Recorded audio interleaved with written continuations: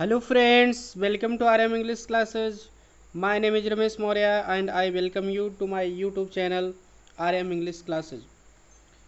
तो आइए फ्रेंड्स, आज जो है हम आज की वीडियो में वर्ड पावर मेड इजी का पार्ट 3 देखते हैं, जो कि जिसमें हम तीसरे पार्ट का अध्ययन करेंगे। जैसा कि आपको बताया था कि हम ये किताब जो है word power made easy Norman Lewis के द्वारा लिखी गई, ये 12 चैप्टर में है। इसमें रूट वर्ड के माध्यम से बहुत सरल से ढंग से कठिन वर्ड को तैयार कराने का प्रयास किया गया है, और जो कि परीक्षा के लिए बहुत ही इंपॉर्टेंट है। कोई भी एग्जाम हो, एसएससी हो, टीचिंग हो, बैंक का, रेलवे, आईबीपीएस, पीओ, हर एग्जाम में जो है इससे क्वेश्चन जरूर आते हैं। तो आज तीसरा चैप्टर है, चलिए देख लेते हैं। आज के चैप्टर में हम क्या देखेंगे, अबाउट वेरियस प्रैक्टिशनर्स। तो विभिन्न प्रकार के प्रैक्टिशनर्स के बारे में हम देखेंगे। जैसे कोई डॉक्टर का प्रैक्टिस कर रहा है, मतलब किस क्षेत्र में कोई आदमी प्रैक्टिस कर रहा है, तो इसको हम देखेंगे। तो इसके पहले हम दो पार्ट में हम 43 रूट बता चुके थे, और आज 44वां रूट से है, 44 से 60 तक हम बताएंगे आज। तो क्योंकि रूट वर्ड से हम आराम से शब्द के ऑप्शन तक पहुंच जाते हैं। अगर हमको अर्थ भी नहीं भी पता है, कुछ नहीं, हम ऑप्शन तक तब भी पहुंच जाएंगे कि वन वर्ड सब ट्यूशन में दिया ग्रुप ऑफ वर्ड, तो वन वर्ड हम जान लेंगे। एंटारन सिनांस भी हम ऑप्शन तक पहुंच जाएंगे। तो रूट वर्ड ही एक सबसे अच्छा तरीका है वर्ड पावर को बढ़ाने का। तो चलिए देखते हैं। आज का पहला रूट है पेरी। पेरी मीन्स होता है अराउंड। ये जो रेड से लिखा गया सब रूट वर्ड होंगे, ब्लैक से वर्ड होंगे। तो पेरी मीन्स होता है अराउंड। इंडो मीन्स होता है इनर या विद इन, अंदर का। एक्स मीन्स होता है आउट। तो चलिए देखते एक्स से जैसे एग्जिट होता है आउट। तो देखिए पहला वर्ड है आज का पेरियोडोंटिस्ट। पेरियोडोंटिस्ट माने क्या होता है, गम स्पेशलिस्ट। तो आपको पीछे हम कुछ रूट वर्ड बताए हैं, तो आप उसको नहीं देख लीजिए, नहीं तो हम यहाँ बता देंगे कि बार बार रिपीट नहीं कर रहे हैं हम। रूट जैसे ओडोंटिस्ट आया था, तो ओडोंटिस्ट माने क्या होता है, डेंटल होता है, दांत होता है। तो पेरी माने होता है अराउंड, चारों ओर। तो दांत के चारों ओर, ठीक है। आईएसटी मतलब वन हु, एक ऐसा व्यक्ति जो अध्ययन करता है। तो एक ऐसा व्यक्ति जो दांत के चारों ओर का जो है अध्ययन करता है, उसकी जानकारी रखता है, तो उसको क्या कहते हैं, गम स्पेशलिस्ट, ठीक है। तो गम मतलब क्या होता है, मसूड़ा। मसूड़ा हमारे दांत के चारों ओर ही होता है। तो इस तरह से जो मसूड़ों का स्पेशलिस्ट होता है, उसको हम कहते हैं पेरियोडोंटिस्ट। तो अगला वर्ड क्या है, इंडोडोंटिस्ट। इंडो माने अभी आपको बताया था, इंडो मीन्स इनर होता है, अंदर, विद इन। तो ओडोंटिस्ट मतलब क्या, ओडोंट मतलब होता है दांत। तो इसका मतलब डेंटल होता है ओडोंटिस्ट मतलब। तो इसका एंडोडोंटिस्ट मतलब क्या होगा, dental specialist of root canal, ठीक है। तो अब ओडोंट से आप पकड़ लेंगे कि हाँ डेंटल, डेंटल वाला ऑप्शन इससे रिलेटेड है, ठीक है। तो dental specialist of root canal का एक वन वर्ड क्या होगा, इंडोडोंटिस्ट। तो ओडोंट कहीं न कहीं मतलब ओडोंट का मतलब ही डेंटल होता है, तो इंडो मतलब क्या होता है, इनर होता है। तो dental specialist of root canal इसका मतलब होता है। तो ये दांत के अंदरी भाग का जो एक्सपर्ट होता है, उसको हम कहते हैं इंडोडोंटिस्ट, ठीक है। रूट मतलब क्या होता है, जड़, जिसमें मतलब अंदर जो जो होता है, अंदर का भाग। कैनल मतलब नलिका होती है, जिससे हमारे दांत के अंदर की जो अंदरी भाग का जो एक्सपर्ट होता है, तो उसको हम कहते हैं इंडोडोंटिस्ट। तो क्योंकि इंडो का मतलब क्या, इनर से है। तो अब रूट मतलब जड़, अगर जड़ तक जाएगा दांत के, तो अंदर के भाग का ही वो स्पेशलिस्ट रहेगा, जानकारी रखेगा। तो अब अगला देखते हैं एक्सोडोंटिस्ट। एक्सोडोंटिस्ट अब उसी के उल्टा, इंडो मीन्स अंदर, एक्सो माने बाहर। टूथ एक्सट्रैक्टम, टूथ एक्सट्रैक्शन। तो इसका मतलब होता है टूथ एक्सट्रैक्ट। एक्सट्रैक्ट मान क्या होता है, निकालना। और टूथ मतलब दांत, दांत को निकालने वाला, ठीक है। तो जो होता है, तो उसको हम कहते हैं, दांत को निकालने वाले को हम कहते हैं एक्सोडोंटिस्ट कहते हैं। तो चलिए अगला देखते हैं। अगला रूट वर्ड है थर्म। थर्म का मतलब होता है हीट और टेम्परेचर। तो अब इससे रिलेटेड वर्ड देख लेते हैं। थर्मामीटर। थर्मामीटर माने क्या होता है, इंस्ट्रूमेंट टू मेजर हीट और टेम्परेचर। एक ऐसा यंत्र टू मेजर, जो मापने के लिए प्रयोग किया जाता है। हीट माने तो हीट और टेम्परेचर, ठीक है। तो जो टेम्परेचर की हीट मतलब से गर्मी है, जो कितना जैसे हमारा बुखार बढ़ गया है, कितना नहीं बढ़ गया, कितना टेम्परेचर, ये सब नापने के लिए जो इंस्ट्रूमेंट होता है, उसको हम थर्मामीटर कहते हैं। तो आप सबको पता होगा थर्मामीटर, जो डॉक्टर के पास होता है। तो अगला है बायरोस। रूट वर्ड है। बायरोस मतलब तो वेट और प्रेशर होता है। तो अब इससे रिलेटेड वर्ड देख लेते हैं, बैरोमीटर। तो बैरोमीटर क्या होता है, instrument to measure atmospheric pressure, ठीक है। तो बैरोमीटर उसको कहते हैं वायु दाब मापी यंत्र हो जो होता है, ठीक है। एटमॉस्फेयर मतलब वायु, वातावरण से संबंधित, यानी कि वायु दाबी। प्रेशर मतलब होता है दाब, एटमॉस्फेरिक प्रेशर। तो बैरोमीटर उसको कहते हैं वायु दाब मापी यंत्र को, एक ऐसा यंत्र जो वायु दाब को मापता है। ठीक है, एटमॉस्फेरिक प्रेशर को यानी कि वायु के दाब को मेजर्स करता है, मापता है, तो उसको हम कहते हैं बैरोस। अब देखिए बैरोस में रूट वर्ड है तो बैरोस से बना है वेट आर प्रेशर। ठीक है, तो अब प्रेशर से आप कनेक्शन कर लेंगे तो वायु दाब माप यंत्र हो जाएगा।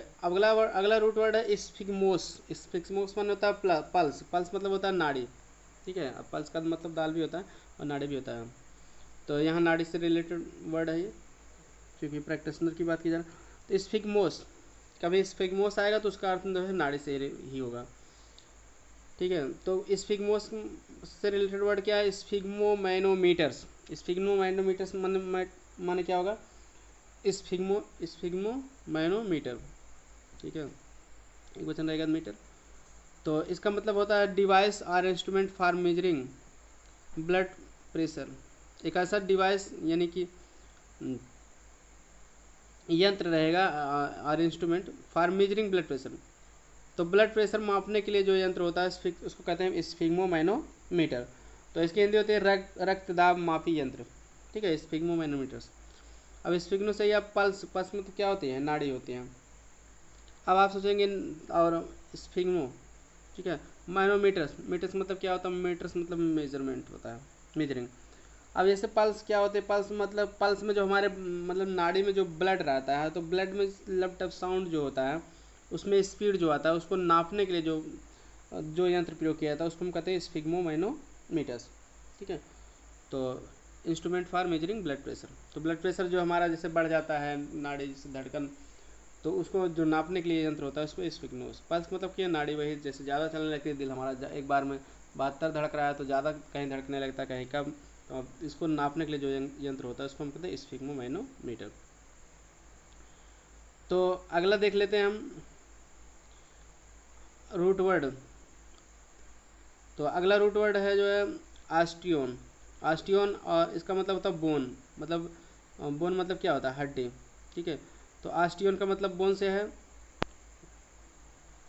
और पैथोस, पैथोस का मतलब क्या होता है, सफरिंग और डिजीज। ठीक है, तो पैथोस से देखिए पैथोलॉजी बना है जहाँ बीमारियों का जो है अध्ययन किया जाता है। ठीक है, तो इस तरह से आराम से इसको समझ सकते हैं। तो आस्टियोन का मतलब होता है बोन। अब इससे रिलेटेड वर्ड देखते हैं आस्टियोन से। तो आस्टियोपैथी एक वर्ड है। आस्टियोपैथिक मतलब theory that disease is caused by pressure of bone on blood vessels or nerves. ठीक है, तो ऑस्टियोपैथी किसे कहते हैं कि एक ऐसा सिद्धांत जो है दैट कि डिजीज माने रोग इज काज्ड कारण से होता है bye pressure of the bone, हड्डी पर के दबाव के द्वारा, ऑन ब्लड वेसल्स। हाँ, ब्लड वेसल्स मान क्या होता है, रक्तवाहिनियाँ यानी कि नसें, और नर्व्स, तो ब्लड वेसल और नर्व्स एक ही है, नसें। तो एक ऐसा सिद्धांत की बीमारी जो है रक्तवाहिनी अथवा नसों पर जो है हड्डियों के जो है दबाव के कारण हो जाते हैं, उसको कहते हैं ऑस्टियोपैथी कहते हैं। क्लियर। तो क्योंकि अब यह क्या है, अब देखिए ऑस्टियो मतलब बोन होता है तो बोन से रिलेटेड वर्ड है, तो आप आराम से आपको इसमें हिंट मिल जाएगा। पैथिक मतलब वह डिजीज होता है।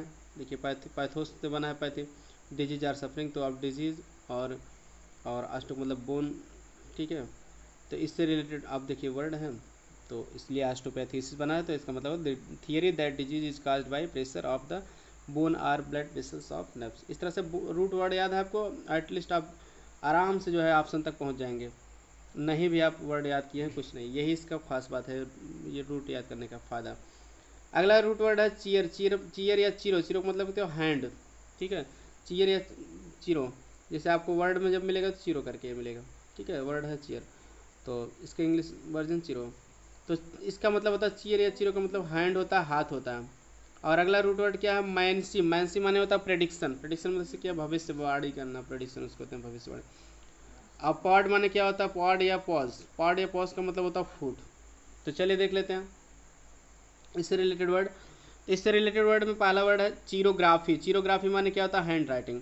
अब कैसे याद होगा, चीरो में अगर आपको पता है चीरो मतलब हैंड होता है तो चीरो में हैंड होगा, ग्राफ मतलब होता है टू राइट। ठीक है, ये पीछे बताए थे ग्राफ मतलब टू राइट, तो टू राइट तो हैंड राइट, तो हैंड राइटिंग हो जाएगा। तो देखिए हैंड राइटिंग सबको पता है कि हैंड राइटिंग होती है कि हस्तलिप, लेकिन चीरोग्राफी माने सबको नहीं पता है कि हैंड राइटिंग होती है। तो इस तरह से हैंड राइटिंग के लिए एक स्पेशल वर्ड जो है चीरोग्राफी है। अगर इसको आप जानते रहेंगे परीक्षा में रूट लेवल टॉप लेवल पे यही आएगा। ऑप्शन में आपको हैंड राइटिंग दे देगा। तो इसलिए आप इसका कितना महत्व है सिनोनिम्स के लिए बहुत इंपॉर्टेंट वर्ड है। अगला शब्द है चिरोप्रैक्टिक। चिरोप्रैक्टिस मतलब होता है maintenance of nervous system by massage. ठीक है, तो चिरोप्रैक्टिक उसको कहते हैं हम मसाज के द्वारा। ठीक है, तो नर्वस सिस्टम मतलब जैसे जो भी नर्वस है, परेशानी है, नर्व से रिलेटेड सिस्टम मैंने प्रथा है जो जो है बाय मसाज। देखिए इसमें ध्यान दीजिए, मैसेज नहीं मसाज है, मैसेज में एम ई डबल एस रहता है, मसाज में एम रहता है। अब ये वर्ड के याद कैसे होगा, चिरो मतलब हैंड होता है, प्रैक्टिक प्रैक्टिक मतलब जिससे कोई आदमी जो कोई काम करता है तो उसको हम कहते हैं प्रैक्टिक। ठीक है, तो maintenance of nervous system by massage, massage के द्वारा जो है जो भी परेशानी है उसको दूर करना, उसको हम कहते हैं चिरो प्रैक्टिक कहते हैं। अगला वर्ड है चिरोमांसी। चिरोमांसी माने होता है पाम रीडिंग। ठीक है, याद कैसे होगा, चिरो चिरो मतलब हैंड होता है, अब मानसी। ठीक है, मानसी माने देखिए प्रेडिक्शन होता है, प्रेडिक्शन मतलब भविष्यवाणी करना। तो पाम मतलब हथेली होता है, चिरो मतलब हैंड, हैंड या पाम एक ही है। ठीक है, जिससे हाथ में जो है देखकर भविष्यवाणी किया जाता है उसको कहते हैं पाम रीडिंग कहते हैं। क्लियर, जिससे कुछ लोग दिखाते हैं हाथ ना कि हमारा भविष्य बताइए, तो उसको कहते हैं एस्ट्रोलॉजर जो होते हैं, ये वो ही काम करते हैं।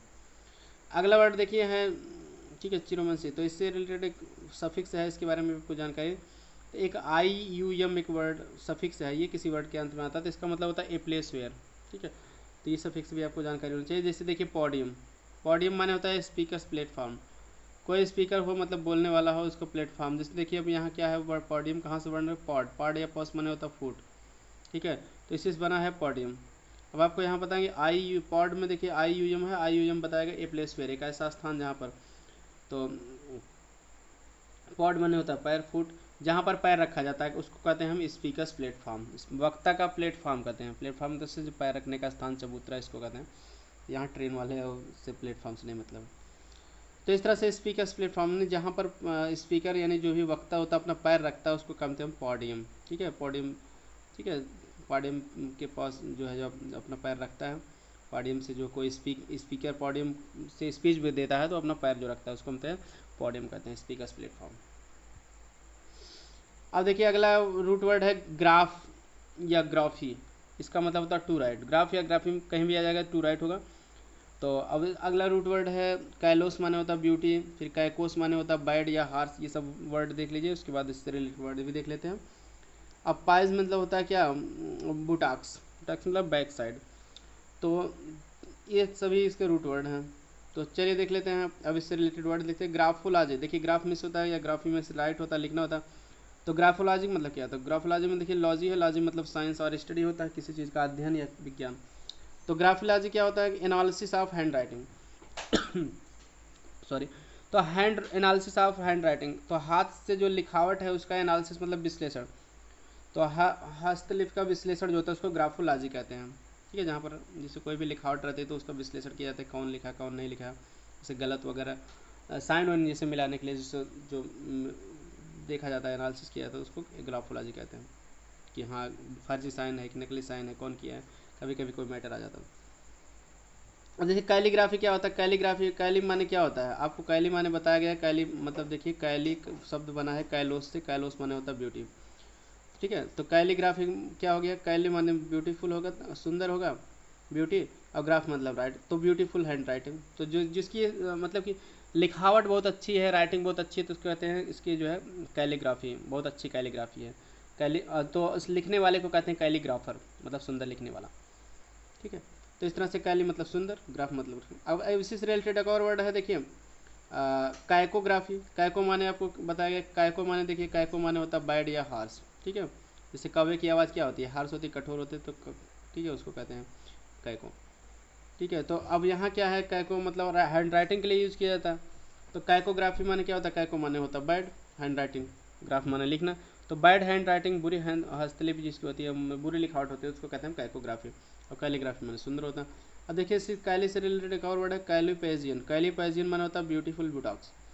अब यहाँ आपको रूट वर्ड क्या है इसमें, कैली माने सुंदर जान ही रहे, पाइस मतलब क्या होता है बुटॉक्स, ये आपको बताया गया बुटॉक्स। तो कैलीपॉइजन किसको कहते हैं, कैली मतलब क्या होता है सुंदर, पॉइजन माने बुटॉक्स।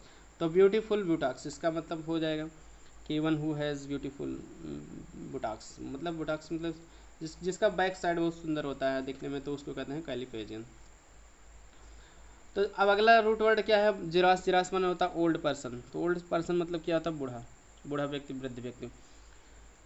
और सेनेक्स का मतलब होता है ओल्ड पर्सन। सेनेक्स माने भी ओल्ड पर्सन होता है, ठीक है। तो रूट वर्ड है। और एसेंट किसी वर्ड के अंत में आ जाएगा तो ये सफिक्स है, तो इसका मतलब होता है ग्रोइंग, ठीक है। ग्रोइंग मतलब बढ़ रहा हो, उस तरफ आगे बढ़ रहा हो। तो अब देखिए इससे रिलेटेड वर्ड देख लेते हैं, जीरोंटोलॉजिस्ट, ठीक है। जीरोंटोलॉजी देख लेते हैं। जीरोंटो में देखिए रूट वर्ड है क्या, जिरास। जिरास से बना है जिर और जीरो बना है, तो और ठीक है। और जीरोंटोलॉजी स्टडी ऑफ ओल्ड मैन, ठीक है। जीरोंटो जिरास से बना है, तो और लॉजी माने होता है स्टडी और साइंस। तो जीरोंटोलॉजी माने क्या था, स्टडी ऑफ ओल्ड मैन, मतलब वृद्ध व्यक्तियों का जो अध्ययन किया जाता है तो उसको हम कहते हैं जीरोंटोलॉजी कहते हैं।